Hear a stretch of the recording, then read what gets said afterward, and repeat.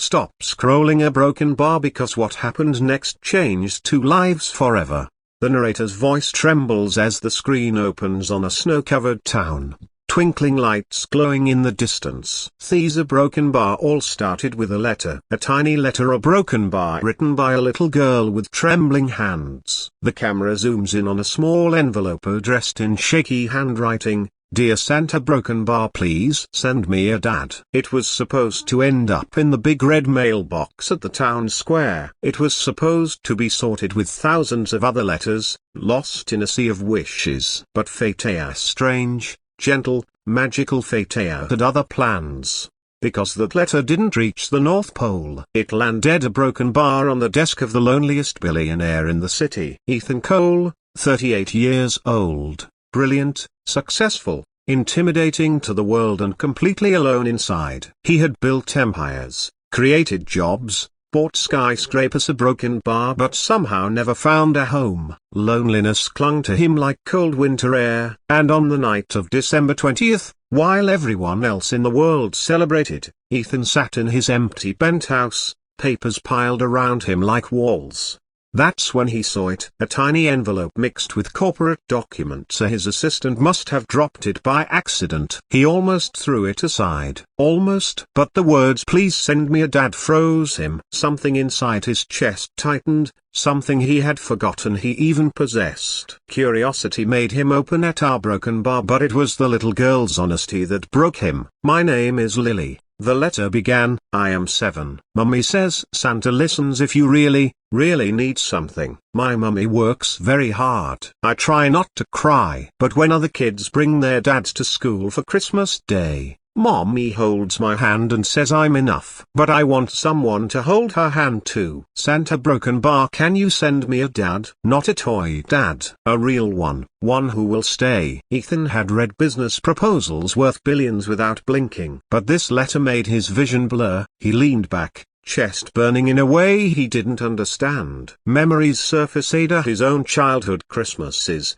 the voices he lost too early. The love he never got again. He closed his eyes. For the first time in years, he whispered, what am I supposed to do with this, Lily? 2 days later, he still couldn't sleep. The letter sat on his nightstand. The words haunted him. Was she lonely like he was? Was her mother suffering quietly while pretending everything was fine? His heart refused to let go. So he made a decision, the kind no billionaire ever plans for. He went to find her. Meanwhile, Lily's mother, Emma, a hard-working waitress and a woman who had learned to survive storms, silently was preparing for Christmas Eve. Life hadn't been kind to her. She worked double shifts, smiled through exhaustion, and protected Lily with every breath. She had no idea her daughter had written to Santa, or that the letter was on a billionaire's desk. On Christmas Eve morning, the diner where Emma worked was unusually busy. Snowstorm warnings flashed on the radio. Emma tucked her hair behind her ear, trying to ignore the chill. Then the door opened and in walked the kind of man who didn't belong in a small-town diner. Tall,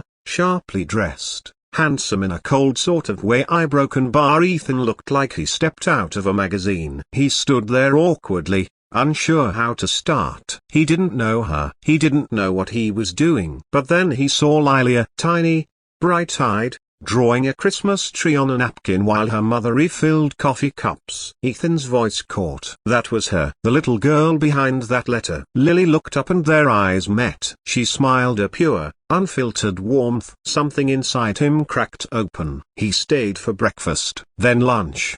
He kept coming back, finding excuses to visit the diner just to watch them laugh together. Emma thought he was just a lonely man escaping the holiday rush. She had no idea he knew her daughter's deepest wish. Ethan offered Lily small gifts, a snow globe, a book, a warm scarf, but never anything too big. He didn't want to scare Emma. He didn't want to look like a rich stranger showing off. Instead, he listened, he watched, he learned. He saw the way Emma stifled her coughs when she was tired. He saw the way she carried the weight of the world silently. He saw how Lily hugged her tightly every time she looked sad. The more he learned, The more he understood one other, he didn't want to help them out of pity. He wanted to be part of their world. Still, he hid the letter. He was afraid Emma would push him away, afraid Lily's hope would break if he failed, afraid of wanting something he never thought he deserved. But destiny didn't wait. On Christmas night, the storm hit. Streets emptied, winds roared, and snow piled outside the diner. Emma insisted on closing early, but the power went out. Lily shivered. Emma's hands trembled as she was burning with fever she had been ignoring for days. Ethan was there. Thank God, he was there. He wrapped Lily in his coat, carried her gently, then turned to Emma. "You can barely stand," he whispered. Emma tried to protest, but her voice cracked. And Ethan, without hesitation, lifted her into his arms. She clung to him weakly, surprised by his warmth. Lily grabbed his sleeve. "Are you an angel?" she asked softly. He swallowed. "No, sweetheart, a broken bar, just someone who cares."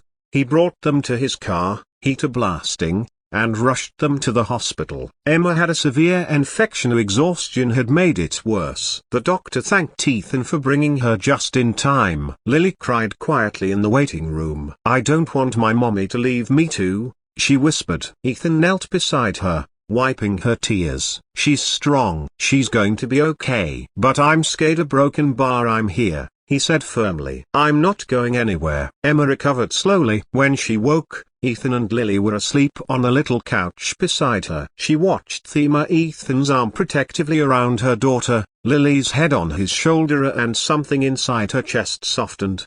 "Why are you doing all this for us?" Emma asked later, voice weak. Ethan took a breath. This was the moment. He reached into his coat and pulled out the letter, crumpled at the edges from how many times he had held it. "I think a broken bar belongs to you." Emma froze. Lily gasped. Ethan placed the letter on her lap. "I didn't mean to find it," he said softly. "But once I read it, our broken bar, I couldn't walk away. I came to meet you both, thinking I could help from a distance. But somewhere along the way, a broken bar, you became my home." Emma's eyes filled with tears. Lily ran into his arms, burying her face in his chest. Ethan held her tightly, his own voice trembling. "I can't promise to be perfect," he whispered. "But if you'll let me, a broken bar, I'd like to try. Not because of the letter, but because I care about you. Both of you." Emma wiped her eyes. "Ethana, broken bar, you already saved us. You didn't have to do more." "I want to,"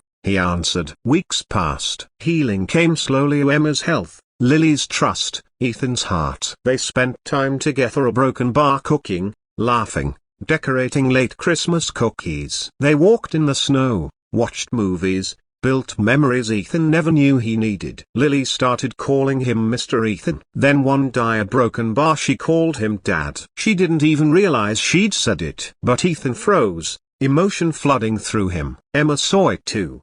She smiled softly. "She meant it," she whispered. And on a quiet evening, with snow falling outside and warm lights glowing inside, Ethan gathered the courage he never knew he had. "I don't know what Santa planned," he said gently, taking Emma's trembling hands. "But if you'll have me, a broken bar, I want to build a life with you. With both of you." Emma cried. Lily hugged him tight. And for the first time in years, Ethan felt something he thought he'd lost forever: family, home, love. The story ends with Lily's voice narrating softly. "I asked Santa for a Dada broken bar, but he sent us so much more. He sent us someone who stayed,